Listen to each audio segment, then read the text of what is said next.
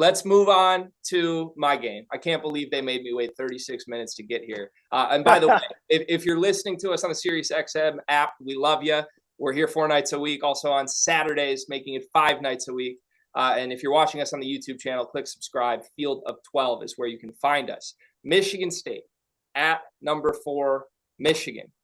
J.J. McCarthy, Blake Corum, all that talent in Ann Arbor, it's there. Mel Tucker, super underwhelming in year 3 for Michigan State.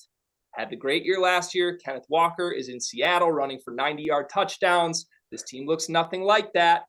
But weird things happen in rivalry games in general, specifically in this rivalry, though. Darien, am I crazy for thinking Michigan State could keep this a game? You are definitely crazy. Look, but I'm just keeping it real. I'm looking at y'all 1-3 in the conference right now. It's a tough year. Look, go get another bottle too. Go get another bottle. Man. I think it's tough, bro. Even last year, you probably could have convinced me a little more. Kenneth Walker, y'all are having a good season, but this year, I just think y'all are wounded, bro, and I think it's gonna get ugly. And where's the game at? Ann Arbor. Okay, that's good. So there'll still be some fans in the stands.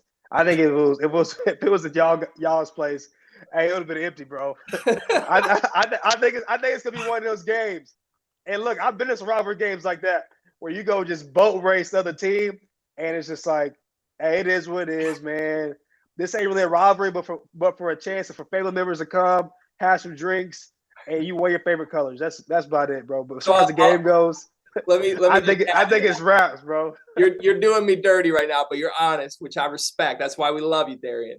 This is also a night game. I believe they just announced kickoff is 7:44 p.m. Eastern. So anybody in that stadium is going to have a chance to be boozed up for this one. I don't know what that does to the game, but Felder, I mean, just go ahead and put me down. Go ahead and just stab me. Listen, yeah, man, I got to take you behind the shed like Old Yeller, my man. This ain't going to be a good one. This is my wife's going to trunk or treat. So, like, she's not even watching. She's going to trunk or treat, my man. Like, and she went to Michigan State, and she's ready. She's like, you know what? We're gonna just take the kid out, and we're doing trunk or treat because I think the most interesting aspect of this game, and the two things that I've kind of tied together have been Mel Tucker versus Jimbo Fisher, and two guys that Jimbo got the huge initial contract. Mel Tucker got that huge raise. And both of them in 2022 have not looked even close to what we thought they should or could be. And it's for different reasons, obviously. Mel Tucker did it through the Porter, Jimbo, obviously, with the NIL collective. But, is it how many years? Like, I guess for me, like, you can't get upset about Mel Tucker this year because he just put a bunch of guys into the NFL and they're doing their thing and yada, yada, yada. But I also am not like, if you look, no, great. You tell me, are you excited about the future of Michigan State football right now? Yes and no, because Mel is look, I'm going to have to talk myself into it. It is what it is. You guys understand. Right. If you've been a part of a program, manifestation, bro. Look, you give us the best part of what you got right now. Listen, and make me believe it. So Mel, this is going to make me angry because I am one of the more critical Michigan State fans. Like, if any Michigan State fans are watching this, they're probably like spitting their drink out that I'm even portraying myself as this big Michigan State fan right now, because I've been very vocally critical of Mel Tucker this year. Sure. And I think rightfully so.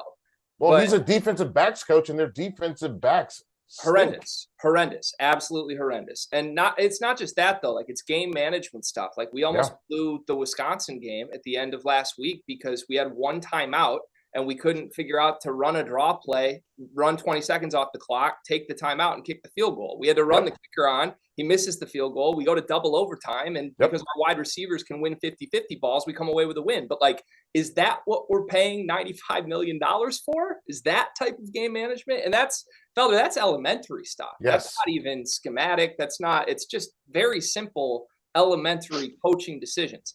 And Mel to me is a marketing guy more than anything else. And that can be perceived as a dig.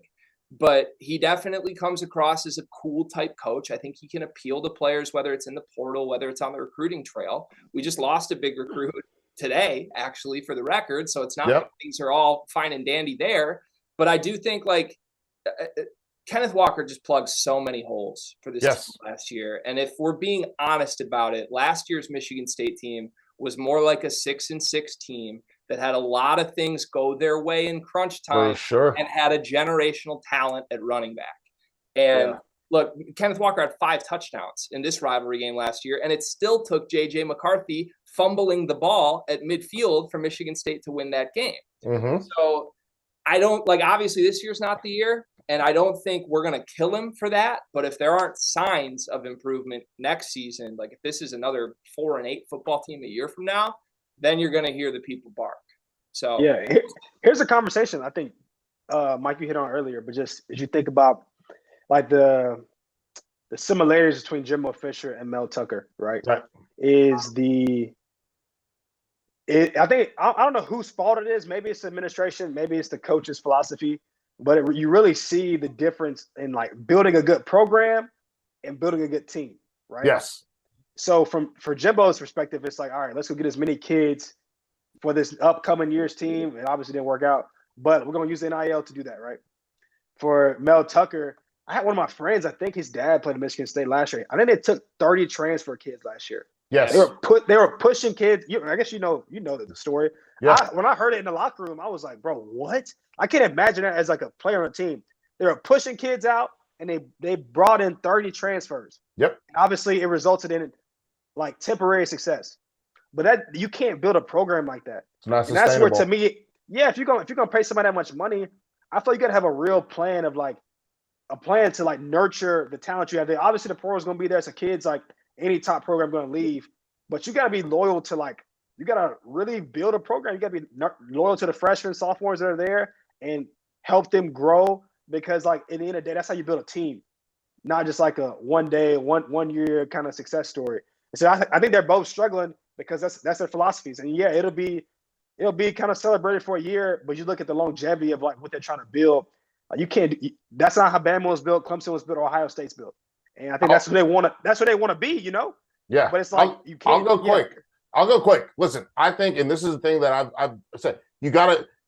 The thing I love about Clemson is the low attrition rate. The thing I love about Alabama is they don't mind attrition because they've got other guys that are going to step in and play. They don't have to go to the portal, with the exception of someone like a Toto or a Burton, whatever it is. But the reality of it is they don't live in the portal.